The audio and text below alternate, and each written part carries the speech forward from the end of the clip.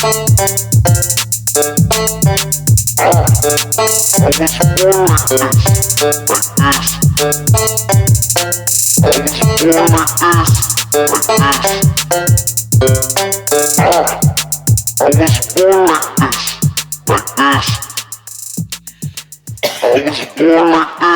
done this before. We have. Okay.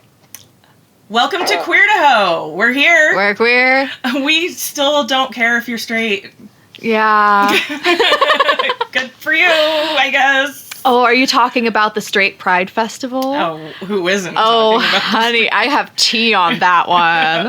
Ooh, let's get to that later. We'll get to that later. But yeah, I'm so happy for them. We've been telling them for years, if you want one so bad, throw your own festival. Period. It just can't wait to see what entertainment they have lined up. Right? And oh my God. Just throwing this out there, listeners, you can do what you want, live your life. But I say nobody protest this because that's exactly what they want so they can play the victim. Yeah. I did see that there is going to be a drag show at the balcony, Antifa posted. That's my tea. So, yeah, that's a special event coming up. And guess what, bitches? It is on the same night as Straight Pride Festival. Of course it is. And, what else would it be? And it was scheduled before Straight Pride Festival. Oh. So, yeah, I hope they have receipts of that because then when they cry, they scheduled this on our day, we could be like, no. So, this was scheduled before your stupid, or I mean, your celebration of hetero awesomeness. Truly. Let me pull up the dates for that. Well, let's get to that in Pink Pony Clubbin'. I'll look it up. Yeah, look it up. Yeah. Have it ready. Yes. Have it in your back pocket. Yeah. Even though I told you to put things on the schedule. I did tell them that. I didn't know it was going to come up, to be honest. Oh, okay. Fair. Fair. Okay. So, while you're doing that, Cricket, can you tell me what's wonderful? Oh. This one's kind of a bittersweet wonderful. It's the last week of BNDSX. My drag wife has been competing. They sadly got eliminated last week, but they are performing this week, and as their wife, so am I. Yeah, along with Antifa. You guys saw on our story, I reposted some pictures of them performing, and it was pretty hot. Thank you. Yeah. So go check that out on our Instagram. And yeah. Yeah. All right, I've got the information pulled up. What's your wonderful, Taylor? I'm just gonna patiently wait over here. Yeah. My wonderful is that I got my graduation nails done today. Yes. And my very sweet, very wonderful, very talented nail artist, Jules, when I went to reach for my purse, said, absolutely not, this is your graduation present. Oh, that's so sweet. So she wouldn't let me pay for it. So just, Jules, I love you. Thank you. And if anybody is looking for a new nail technician, Totally Wicked Nails on Stokesbury and Meridian. Ooh, Jules is just an amazing person to spend an hour with while you get your nails done. Love that. That sounds wicked. Totally. Yeah. Hey. So, I guess we should get around to our Pink Pony Clubbin', and we have a little bit of an announcement on that. As I was editing last week's episode, and if you're still listening after last week's episode, bless you for being... Bless you.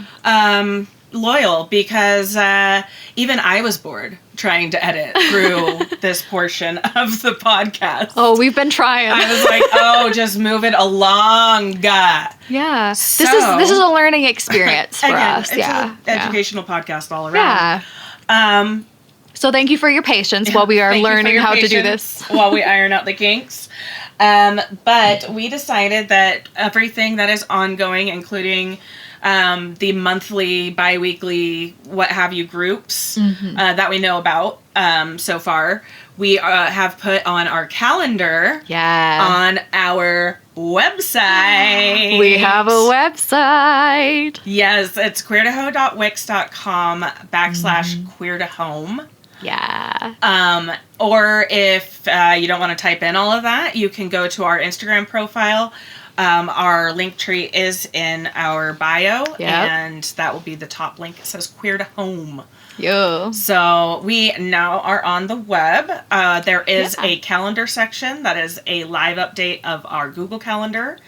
If you have an ongoing event or you have an upcoming event that you'd like to have added to the calendar, please feel free to reach out to us. We want to know all about the queer events going on. Absolutely, yeah. And speaking of which, I need to add the Canyon County Pride Festival onto there. Yeah. Which I know is coming up. Yeah. So I will add that on to our calendar. But we do try to keep that updated live. So if you see any mistakes or you want to get anything added, queerdaho@gmail.com. Absolutely. Okay. As far as special events, karaoke at the community center. Well, that is actually a ongoing one, so that'll be the last time I read it out on here. But that is 7 to 10 p.m. at the community center on Orchard.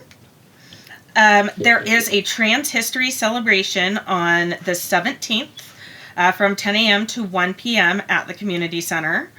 There will be an LGBTQIA+ Idaho oral history presentation by Seth Budd, who is a recent graduate from BSU. So it might be something cool to check out. That is actually my graduation day, so I won't be able to go, but it does sound like a pretty interesting presentation. Yeah. And then the Underground Cinnamon Night for the community center is this Saturday is Saturday, May 24th, not this Saturday, from 6 to 9 p.m. And again, that's at the community center. And Antifa's Shit Show, the Black Parade, an Idaho Sensory Collective fundraiser. I could just Cricket is just adding this in. Yeah, I will just have you tell them just hand it off to me. Okay, so Antifa Shit Show. All proceeds benefit the Idaho Sensory Support Collective. This is on May 30th. $10 pre-sale. Doors at 7. Show at 8. Venmo at Sensory Support Idaho for tickets. And we'll repost that information on our Instagram if you want to go find it. Yes. And that will be 21 and up at the Balcony Club. Right on. And then the aforementioned But What About Straight Pride Month? A drag and burlesque comedy show by Antifa and Rachel Lee Motivated. This is on June 20th, 2025. Doors at 7, show at 8, 21 plus. And that one, the information for that I actually have pinned to our stories. Yes. So you can see the flyer there if you forget. It will be pinned there until after the fest is over. Oh, yeah. I mean, the show is over. Okay. On that note, you want to be a little gay, do a little crime? I think I want to be a little gay and do a little crime. That's how we roll. Yeah. All right. Well, today I'm going to tell you about one that has unfortunately passed into law. I believe it goes into effect in June. Idaho Senate Bill 1048. Do you know what Idaho Senate Bill 1048 is? I do not, Taylor. So it is the removal of DEI from higher education institutions. Because DEI is synonymous with the boogeyman now. Yeah. They got a lot of boogeymen. They do. I do not know how they sleep at night. They must be real scared. Scary. Everything's so scary. Trans people scary. Mommy, come sway the drag queen under my bed. I'm a proud xenophobe. I won't stop singing ABBA. That reminds me of this stupid, like, Studio C skit. It's like this it's like this Mormon comedy group, but most of them are not Mormon anymore, full disclosure. They did this one sketch where Pitbull is hiding under the bed, and this kid's like, Mommy, I'm so scared Pitbull's under my bed.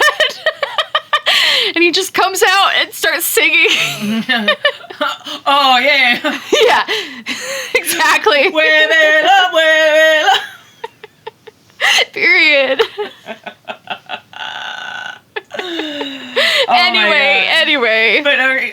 now I'm just picturing a kid, Mommy, come spray the monster under the bed, and it's Lady Gaga.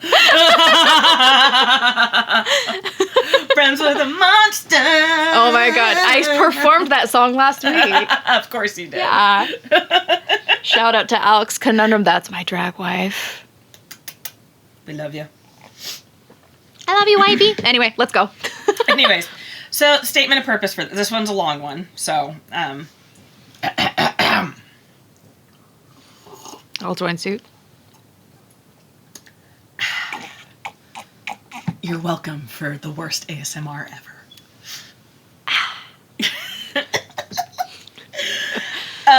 This legislation works to protect freedom of inquiry and the pursuit of knowledge in Idaho's institutions of higher education by freeing students and faculty from compulsory ideological training. Oh my God. It prohibits DEI-based discrimination in admission and hiring, DEI-related employee incentives, DEI offices and officer positions, diversity training. Ugh. Sorry, just had to repeat that. I can't believe. And bias reporting systems. Students also may not be forced to enroll in a course designed and implemented with DEI principles unless their chosen course of study is based on these concepts. Institutions are held accountable via annual reporting to the Attorney General and Legislature, along with a private cause of action for injunction relief and or penalties from the Attorney General's office for failure to comply. This will not affect centers and scholarships for American Indian students. Well, thank God they're at least excluding... Right? The breadcrumbs are small with this one. people. They're like, let's give these little breadcrumbs to Indigenous people. Oh my God. And I just start off, in case not everybody knows what DEI stands for or what DEI is, I have a very simple Wikipedia broke down explanation, just really quick. Diversity, equity, and inclusion, or DEI, are organizational frameworks that seek to promote the fair treatment and full participation of all people, particularly groups who have historically been underrepresented or subject to discrimination based on identity or disability. Yeah. In other words, it's like we talk about with the representation recommendation. Yeah. It's about having these groups represented, especially in government and in higher education and learning. Yeah. Because these groups need to be represented for us to live in a fair and equitable society. Mm-hmm. Because otherwise, it's how it's always been. Yeah. A bunch of old white dudes making things fair for everyone. Friendly reminder that women couldn't have their own bank accounts until the 1970s. 1970s. Crazy. That is less than one adult lifetime ago, folks. Yeah. That's like my mom years ago. Yeah. Yeah. It's crazy. Insane. Like, people, it's like, it just gets me when people are doing the, like, why is divorce rate so high now? Yeah. Like, because Mima can actually leave now. Yeah, no fault divorce, like... And that's something they're trying to get Yeah, rid they're of. trying to fucking take away no fault divorce. I would not be a divorcee without no fault divorce, because... Yeah. Like, that shit, like, trying to say that people have to stay married unless there is something provably wrong with their relationship is fucked. Like, It's just fuck. We just don't like each other anymore. no. About that. Right? Like, and you know, yeah, it's fucked. Well, I mean, to be fair, you just don't like him. I I just didn't like him because I'm gay. Gay. It's nothing you did, sir. I'm gay. Yeah. Okay, so this. Sorry, I'm just really annoyed. So this supposedly frees students and staff from compulsory ideology. As if it isn't a compulsory ideology removing those things from curriculum. And honestly, why is be fair and inclusive controversial? It shouldn't be fucking controversial. It shouldn't be controversial. No. And it's so annoying. Period. Ugh. Oh. Ah.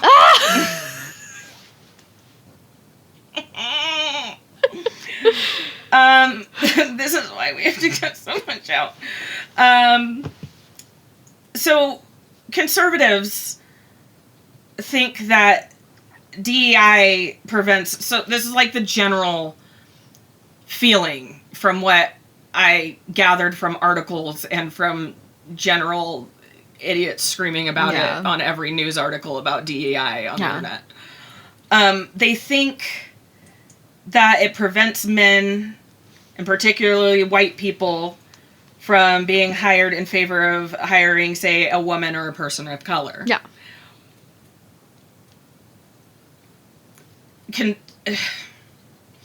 Really what it is if there's two that have the exact same qualities, then they might go with the person of color if everybody else in the department is fucking white. Yeah. And that's just that. If you don't like that, blame our ancestors who treated black people like property until the 60s. Yeah, you know how so this is something funny, because like in kindergarten, they always taught us to be fair, and there are rules to make it fair. Like, this is something they teach you, like DEI, education and stuff like that, and in hiring, like that is trying to be fair. That is rules to make things more fair for people who are unfairly treated. They are so against actual equality. Yeah. That the ERA still hasn't been ratified and added to the Constitution. Which is crazy. Which is just, it's an amendment saying women are people. Yeah. That's the gist. Mormons are some of the biggest opposers to the ERA, and one of the big reasons why it was not put into office. The Constitution. The office of the Constitution. I should speak. I know how to talk. You're so pretty. Thank you. Thank you, Taylor. So, yeah, conservative leaders utilize this to pit workers against each other to avoid taking ownership of mistakes or forcing corporate leaderships from doing so. Mm-hmm. Because it's easy, it's better for them if the working class, conservatives and liberals, are at each other's throats. Period. Than us turning around to them and saying, wait a second. Mm-hmm. You guys are going out on your yachts while handing us layoff notices because, like, why aren't you taking a pay cut so we could get paid fairly? Right. This is big capitalism. This is end stage capitalism. Yeah. And I don't know if you've noticed outside, it's getting a little hairy. Yeah. But, I mean, to their credit, I mean, I've seen videos, like, there are conservatives that have about had it. Yeah. So. Yeah, there are conservatives who are getting very frustrated with it. I think we're seeing a tide turn in a way that nobody I think some of it is these tariffs, too. Oh, these tariffs are, yeah. Yeah. No, these tariffs are making everybody a little bit crazy. Well, they sounded good to people that didn't understand how tariffs worked. They did. They sounded real good. The way he was making them sound made it sound like they were going to be awesome. Yeah. No, they're going to kill small businesses and just give more power to corporations than ever before. No, I saw a screenshot the other day on Threads of like this small business owner who was ordering some stuff off of AliExpress, which is like, you know, one of those places where a lot of small businesses get their things from and their crafting tools from. Yeah, they were disclosure. I get so many craft supplies from like Temu. Yeah. Because I'm poor and creating things makes me happy. Yes. Period. And like a lot, like I know, like, so anyway, getting back on track, this person was buying like $500, if that, worth of materials or items. With the tariffs, or no, with the shipping, it came up to like $550 or something like that. Add on the tariffs, it was like $1,050. That's insane. Yeah, it was literally twice the price. Like, it's going to murder small businesses. Yeah, because the reason that they have, like, buy that shit from China and have it shipped over isn't because they don't want to support American businesses. Yeah. It's that it's half the fucking price. Right. And they cannot, like, it's just, to stay afloat, they would have to raise their prices of their merchandise astronomically, so nobody would fucking buy it. Yeah, and I get that the whole they're trying to pressure people into buying American. The problem is that a lot of American-made things source materials from other countries, and also, like, they've done studies. Sorry, I was trying to collect my thoughts for a second. They've done studies. A study at least has proven that, like, when people are given the option of American-made and made it, like, if they're given the exact same item, one of them says made in America, the other one is cheaper and says made in China or something like that. People will choose the cheaper option. Yeah. Like, if I remember, this was like double blind. Like, people would just choose the cheaper option. Yeah. Like, that's also end stage capitalism. Yeah. Period. Like, people need cheaper options.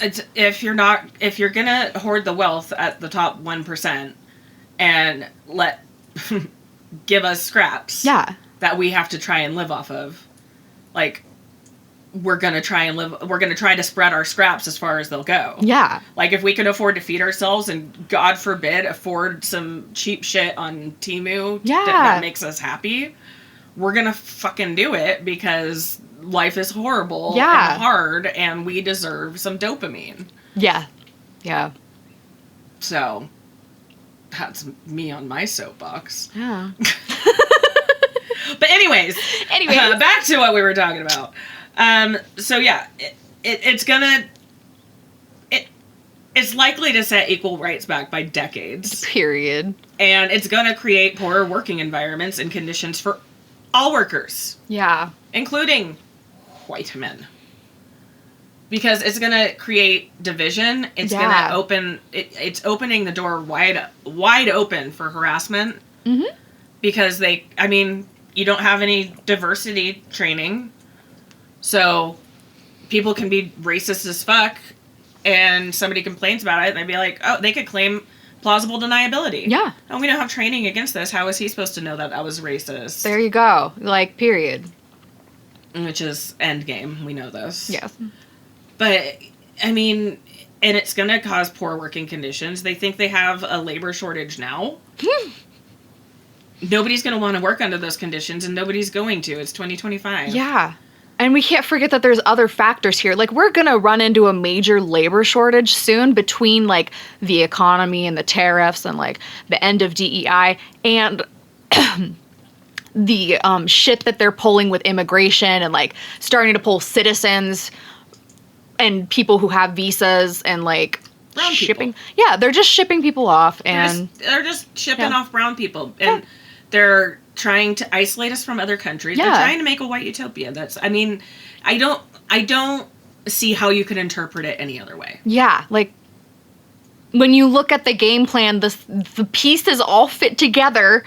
They made a game plan called Project 2025, y'all, and, like, we've been aware of this for years now. Some people are surprised about this, and, babe, I don't know what to tell you. They've had it laid out for years. And once again, Trump lied, said he had no idea what Project 2025 is, yeah. and now it's being carried out. Yeah. And he's taking credit for all of it. It's funny. It's real funny. So, anyways. Yeah. I guess that was all I had for this bill, but yeah, it is. It's creating plausible deniability, so we can go back to the Mad Men days of groping your secretary and, giving the shittiest, most menial tasks to the black guy. Yeah. And tying this back to Idaho, like, this will affect Idahoans. Like, we have a lot of, like, immigrant communities here in Boise. We really do. We have a lot of immigrant communities here in Boise. Like, And even, like, in Nampa, and, like, there's, like, a little pocket in Cuna, too. And there's just pockets everywhere here in the valley, at least. And I'm sure there's some in other parts of the state, but probably less so, because if you don't know anything about northern Idaho, it's don't go there if you're brown. Or openly and visibly queer and not scary enough to scare off the scary dogs. Makeup, yeah, probably would be a good place for Cricket to be. Probably not. The purple hair. Yep. And the shaved sides. Yep. Yeah. Not very safe for me. Not very safe. I could wear a wig. I might be able to get away with it because I kind of dress like a biker. Yeah. As long as they don't read my t-shirts. Yeah. Yeah. For sure. Or look at them too closely. I mean, this one does say no country for old men. As long as they don't notice that there's a uterus on it. Yeah. So. Anywho. Yeah. What's that's a law in Idaho now. That's a thing. Well, now that we've gotten through the bummer, how about we go on to some representation recommendations? I think that's a fantastic idea. What's yours for the week? Mine for the week, I'm low-key obsessed with this show, and I've already watched both seasons, and I might watch them again. It's that good. It is Survival of the Thickest on Netflix. And it's just delightful. It's just delightful. It is created and is starring comedian Michelle Buteau. Mm-hmm. And if you've never heard any of her stuff, she is fucking hilarious. What else is she in? She had a podcast with her friend Jordan Carlos called Adulting. Oh, I've heard of that, yeah. Yeah, I've told you about that. You've definitely told me about that. It's great. I'm pretty sure that's where I heard it first from. The podcast is still available. They would just, like, in front of a live audience or just together in a studio, like, with a guest or something, they would, like, read questions about adulting, and then they'd, like, answer them. And usually it was, like, funny-ass shit. I love that. Yeah. Jim Gaffigan was on it once. That episode was so funny. I bet. Anywho. Yeah. It is about, she is a stylist in New York, and she's engaged to this really hot photographer. Mm-hmm. And they live together in like a big fancy New York apartment that I won't ever make enough money in a year to afford a month in. Right. But she comes home from work one day, is like running, she has to go to the bathroom, she like runs right through her bedroom where he's fucking a model in their bed. Oh my god. And I mean, it's worth noting, like, she's a big girl. Like, she's a big, beautiful, confident girl, and he's fucking somebody that's like this big. Period. Yeah, I get the image now. Yeah. And then she kicks the girl out, they break up, she finds an apartment. Long story short, that wasn't very short. She just basically tells her boss, like, I won't work with him, it's me or him, and they pick him. And so she has to kind of just start over as a stylist in New York on her own. But she does it her way, and she does bold, and she does beautiful, and she doesn't do hiding bodies, she does showcasing bodies. Yeah. And her whole brand is about, like, making you love yourself how you are. And her best friend, or at least one of her best friends, is this, like, powerful business lady, you know, like, high exec type. But she starts hooking up with women, and then all of a sudden she's like, I really like women. Period. And so she just ends up being a main cast gay lady. Yeah. So I kind of love that arc for her, especially because she's such a baby gay. Yeah. Like, like when she first starts and she's like, I don't know, like, I don't. Yeah. Me. And I'm like, as somebody that's been out for like 3 years, I relate to that too much. I get that. Like, yeah, I remember being a baby gay. Sometimes I still feel like a baby gay. I still don't know how dating works. I don't know how I've landed the partners that I've had in my life. I don't fucking understand. I've only been in serious relationships with men.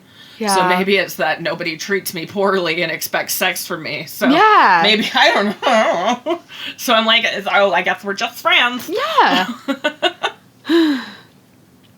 I get that, yeah. So, ladies, if we've ever gone out and you thought that I was rejecting you, I probably just didn't know that you liked me.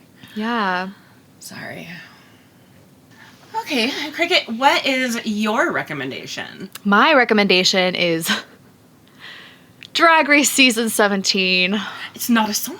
It's not a song this time. It's a show. It's a show. And I mean, it's Mama Ru. Like, how do you go wrong with that?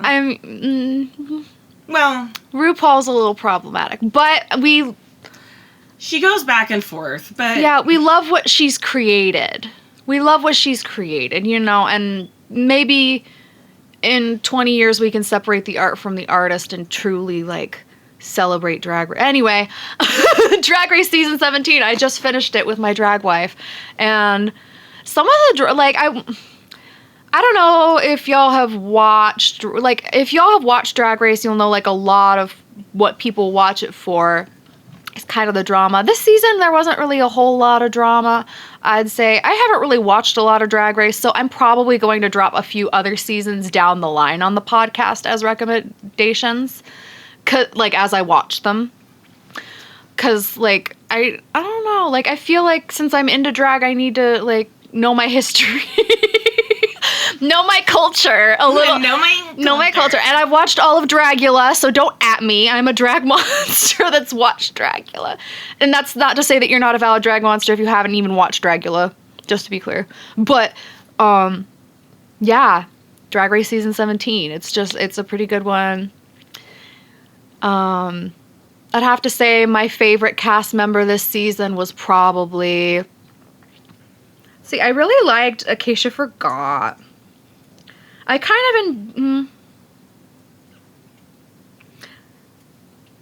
I definitely loved Lydia Butthole Collins. Susie Toot. Who wouldn't? Yeah, I really enjoyed Susie Toot too, you know. Yeah. And, like, the person who won, fabulous, but I'm not going to say who that is because I'm not about to get spoilers. All right. I'll just say it was a well-deserved win. Well, as someone who's watched many a season of Drag Race, but not lately, actually. I haven't watched Drag Race in a really long time. But, I mean, feel how you want to feel about RuPaul. There's a lot of back and forth.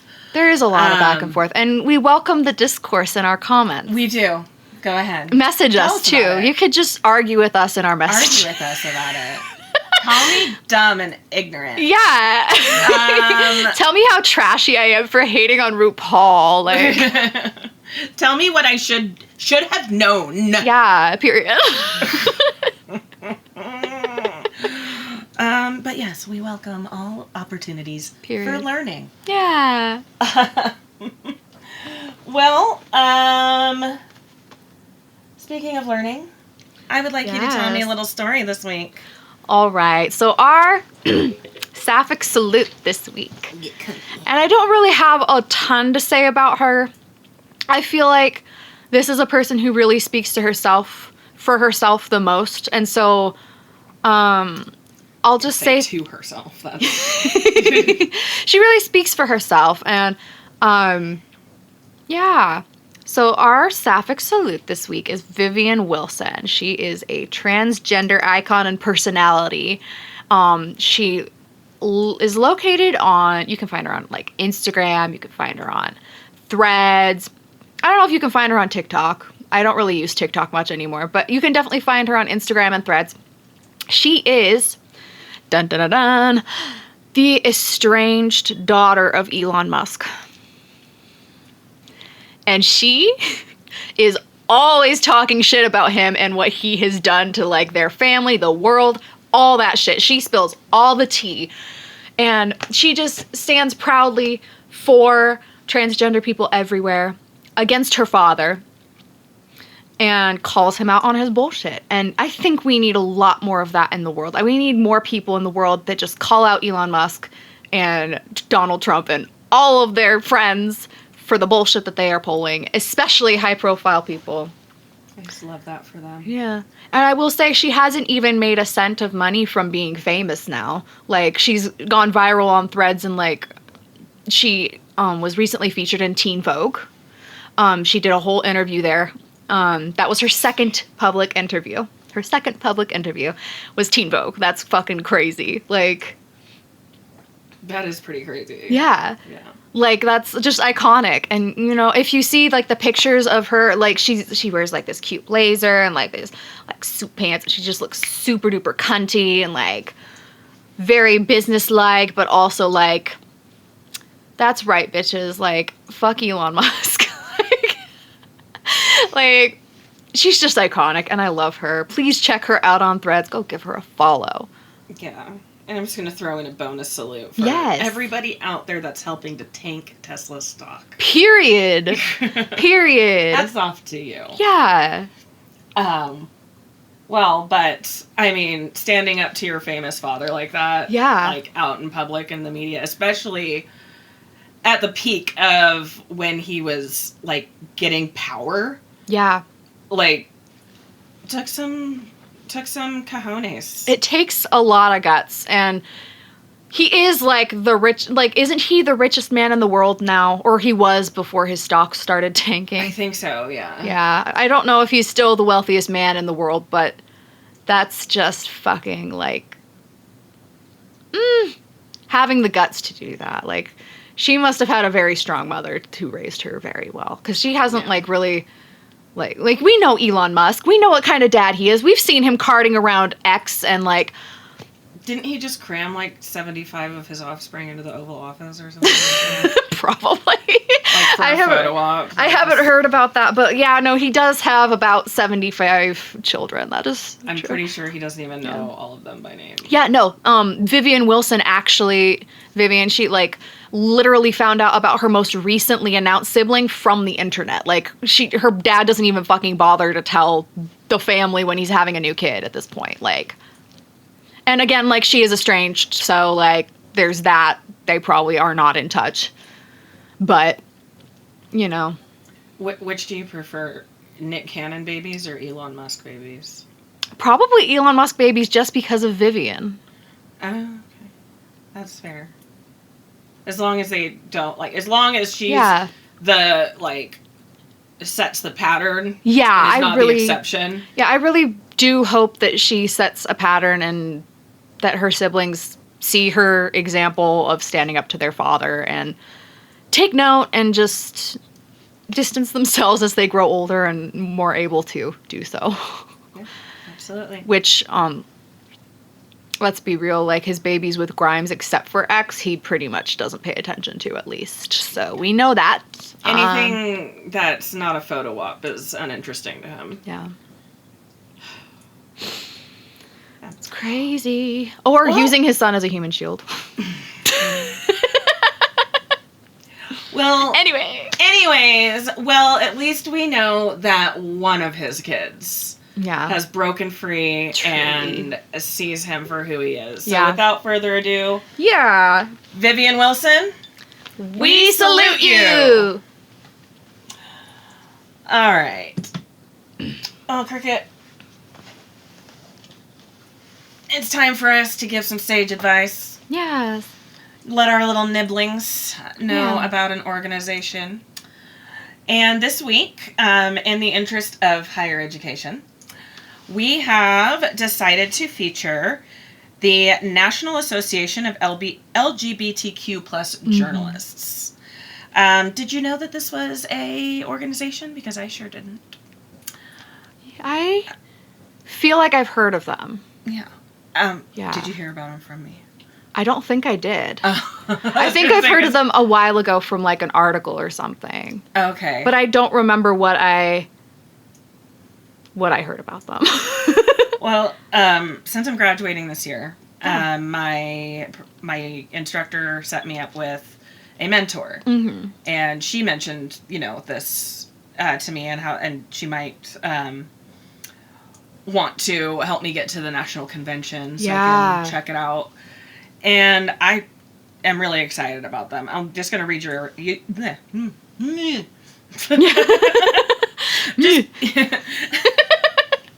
I'm just going to read your mission statement to you really quick. We are a journalist-led association working within the news media to advance fair and accurate coverage of LGBTQ+ communities and issues. We promote diverse and inclusive workspaces by holding the industry accountable and providing education, professional development, and mentoring. Hell yeah. So it's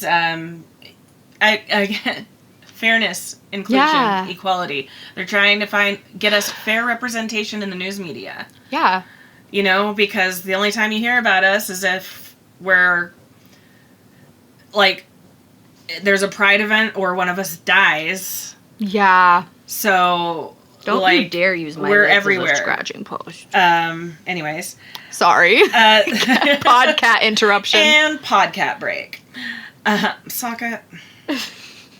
Okay. Anywho. They do have a student journalism training program. It's called Connect. It is a multimedia journalism training program for college students and recent grads. It aims to serve students as an innovative leadership program for emerging journalists as well. Mm-hmm. And the participants do receive a complimentary registration for the convention and have their travel and lodging covered by the association. Oh, yeah. So that's a pretty neat program. If you're out there listening and you're about to graduate or you're still a student and that sounds like something you might be interested in, we will have their website, nlgjA.org, in our show notes. Yeah. There is also a mentorship program. It's not what I was hooked up. Sokka the podcat, everybody. Yep. Hi, buddy. He's like that. This is... He says, attention time. Apparently it's attention time. Like, did you know it's time for a snuggle break? Yeah. Hi. Okay, thank you. Dun, dun, dun, dun, dun.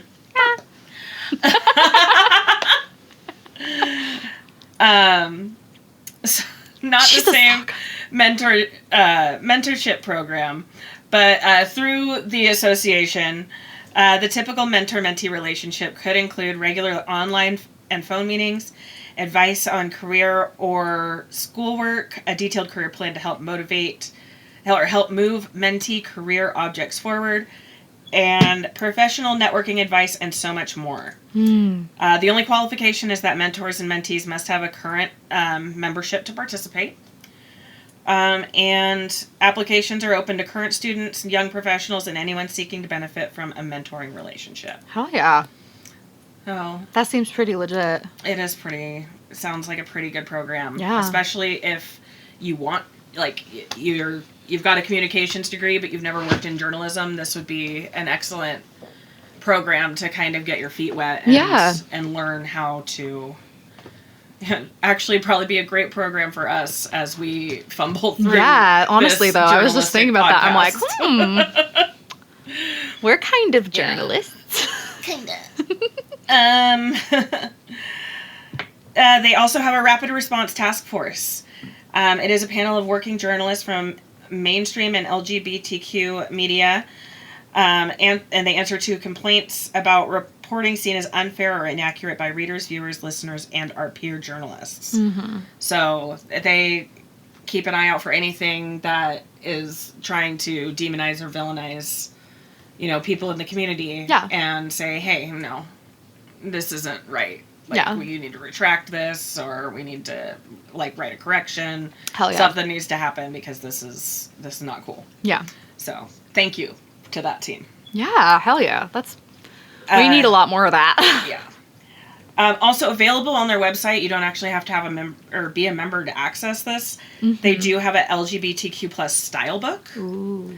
If you don't know what a style book is, it is a book with terms, phrases, abbreviations, basically just things you would need, to write an article. And these are, it's like the accepted terms and phrases in reporting on LGBTQ issues. Ooh, yeah. It would have, correct terms for transgender people. Yeah. Things like that. Yeah. Where 50 years ago, transgender isn't what they said. Yeah, no, they said other stuff. We've all seen Rocky Horror. Yeah, I could claim those terms if I wanted to. I just I'm not there yet. I don't feel comfortable reclaiming some of those terms yet. Yeah. And I just don't know if I ever will for some of them because I don't feel like, for example, transsexual, like that one's not so much a slur as it is some of the other ones. Yeah. Which, ironically, I feel like I might feel more comfortable reclaiming the slur, the T slur, than I would transsexual, because I don't, anyway. So anyways, there's a style book on their website. Yeah, style book on their website. That you can go and use so that if you are, say, writing a blog, making a podcast, doing any type of media related to the LGBTQ plus community, you can go and double check your terminology and make sure that we're using the correct terms so nobody is targeted or attacked unjustly, or feel targeted or attacked. Yeah. Anywho, and then last but not least, they have a job board. It is only open to members of the association, but once you're a member, you can go onto the job board and look at their nationwide postings. So say you want to do something like move the fuck out of Idaho.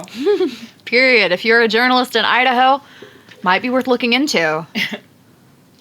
So the National Association of LGBTQ plus journalists. Yeah. If you are in journalism or are looking into it or are just two idiots with a podcast. Yeah. You can go and check it out for resources. Period. Okay. Well, Cricket. Yeah. It's the saddest part of our day. Aw, are we saying goodbye? We're saying goodbye. For now. Auf Wiedersehen. Au revoir. Adios. I knew I had another one in there. Yeah. There we go. Ciao.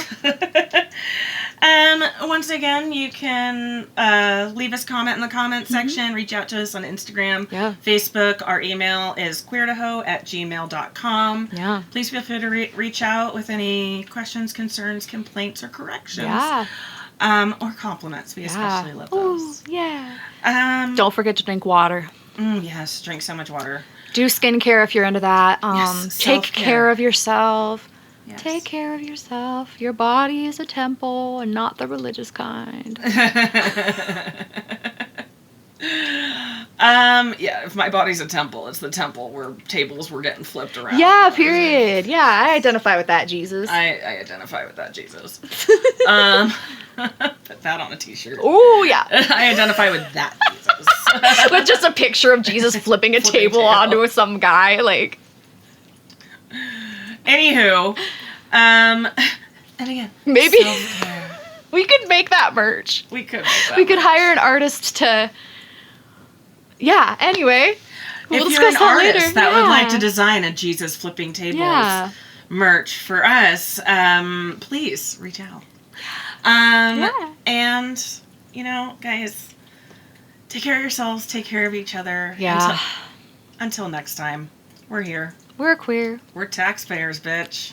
Bye. Bye. Period. Period. Period.